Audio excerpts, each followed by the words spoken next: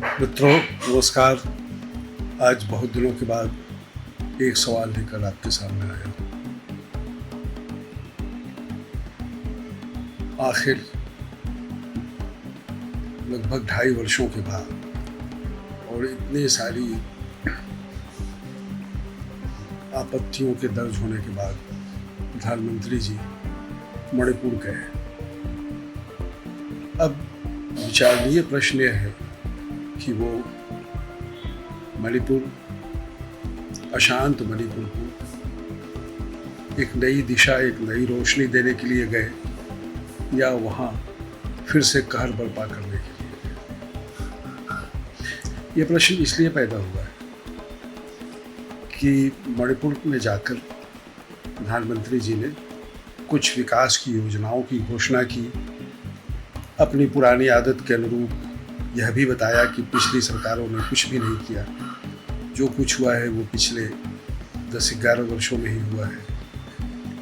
और फिर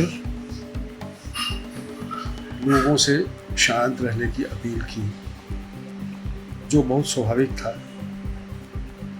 लेकिन जो चीज़ सबसे ज़्यादा चिंताजनक है वो यह कि उन्होंने वहाँ की मूलभूत समस्याओं को ठीक से एड्रेस नहीं किया, उस पर कोई बात नहीं। 2.5 वर्षों के अंतराल के बाद और सत्ता केंद्र सरकार के हाथ में आ जाने, लोकप्रिय सरकार के यानी चुनी हुई सरकार के वो स्थगित कर दिए जाने के बाद भी वहाँ पर ऐसा कुछ भी नहीं किया जा सका जिससे वहाँ के 2 प्रमुख समुदाय मैत्रेई और कुकी में पुराना विश्वास वापस लौटे। पुराना विश्वास लौटना तो आसान भी नहीं है, कम से कम एक कामकाजी रिश्ता भी बने कि वो आपस में मिलकर भले न रहें लेकिन इतने भी दुश्मन न रहें कि एक के इलाके से दूसरे का गुजरना भी गंवारा न हो। जो स्थिति वहाँ बनी हुई है, ऐसी स्थिति में यह बहुत ज़रूरी था कि वो समाज में पुरानी समरसता को वापस लाने के लिए कुछ ठोस उपाय बताते, कुछ ठोस उपाय करते और लोगों को सेकुलरिज्म के उस रास्ते पर ले जाने की कोशिश करते जिसके बल पर न केवल मणिपुर, न केवल कश्मीर बल्कि यह पूरा देश टिका हुआ है। लेकिन प्रधानमंत्री जी ने ऐसा कुछ नहीं किया। उल्टे खबर तो यह भी आ रही है कि वहाँ पर उनका विरोध भी हुआ। हालांकि मीडिया ने इसे दिखाया नहीं है तो तत्काल इसकी पुष्टि करना बहुत मुश्किल है। लेकिन अगर ऐसा हुआ होगा तो निश्चित रूप से वह विरोध जो उनका प्रिय समाज है, मैत्रेई समाज, उसी की ओर से हुआ होगा, क्योंकि जहाँ वो गए थे वो उसके आसपास मैत्रेई लोग ही रहते हैं। कुकी जनों का तो बहुत दूर से उसका रिश्ता नहीं। वो पहाड़ी के ऊपर जहाँ रहते हैं उसको उन्होंने वहीं से नीचे से ही संबोधित किया प्रधानमंत्री ने, और वहाँ तक वो नहीं कर पाए कोई ऐसा काम, कोई ऐसा उपाय कि जिससे उनकी आवाज़ कुकी समुदाय तक भी पहुँच सके, शायद, मुझे लगता है। लेकिन जो कुछ भी किया उन्होंने उसमें मैत्रेई समुदाय को भी वो संतुष्ट नहीं कर पाए और सही दिशा में ले जाने का कोई उपक्रम करते हुए नहीं दिखाई दिए। इस बात को हमें कई तरह से समझने की कोशिश करनी होगी। सबसे पहली बात तो यह है कि इस समस्या की जड़ें कहाँ हैं। पहले हम इसको जानें तो शायद आगे कुछ बात कर पाएंगे। या कुकी और नगा समुदाय में तो संघर्ष होता रहा है, वो काफ़ी पुराना है और वहाँ लगभग सभी कबीलों में होता है। कई कबीलों, नगा और मिज़ो में भी, कुकी और नगा में भी एक संघर्ष होता रहा है।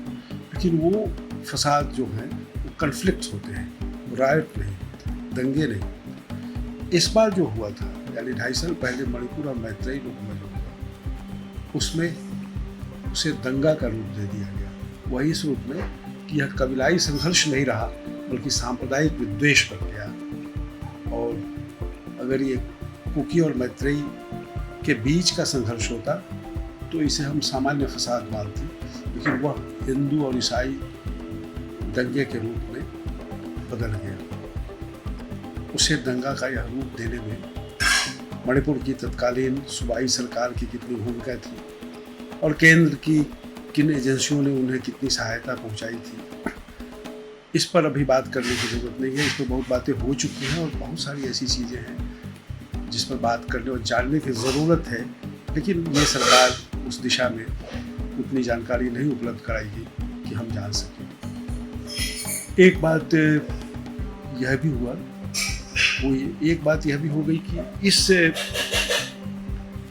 दंगे के बाद कुछ जो छोटे छोटे संघर्ष थे उनमें एक विराम भी आया, जैसे कुकी और नगा लोगों के साथ कुकियों के संबंध फिर से बेहतर बने, बल्कि अब तो नागालैंड से होकर ही कुकी लैंड में जाने का रास्ता है।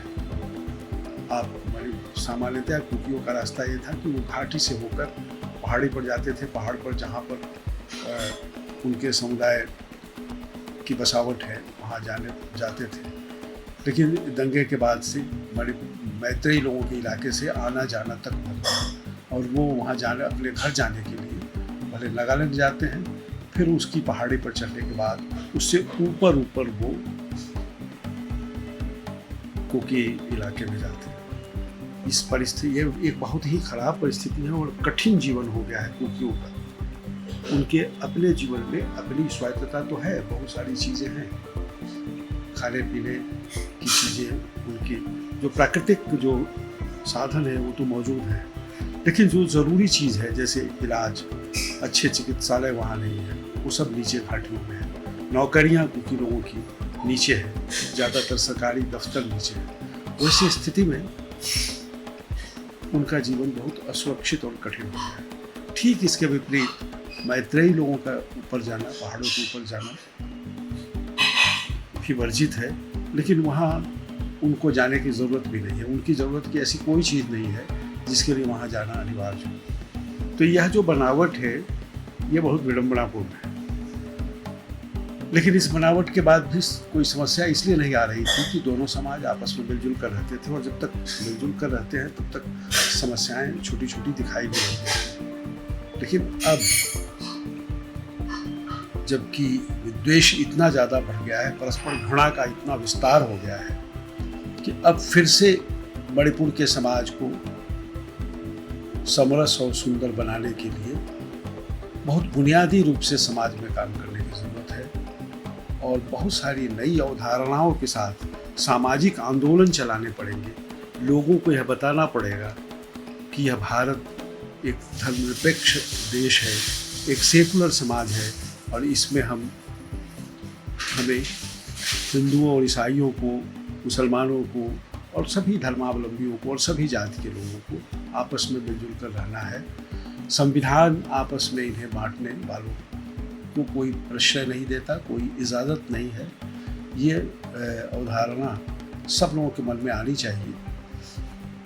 2-2.5 वर्षों से ये समस्या है, लेकिन इस बीच में इस स्तर पर केंद्र की सरकार ने, राज्य तो छोड़िए, वहाँ तो अब सरकार भी नहीं है, कभी कोई काम नहीं किया कि जिससे लगे कि एक संविधान सम्मत सेकुलर समाज को मणिपुर में स्थापित करने का कोई उपक्रम किया जा रहा है।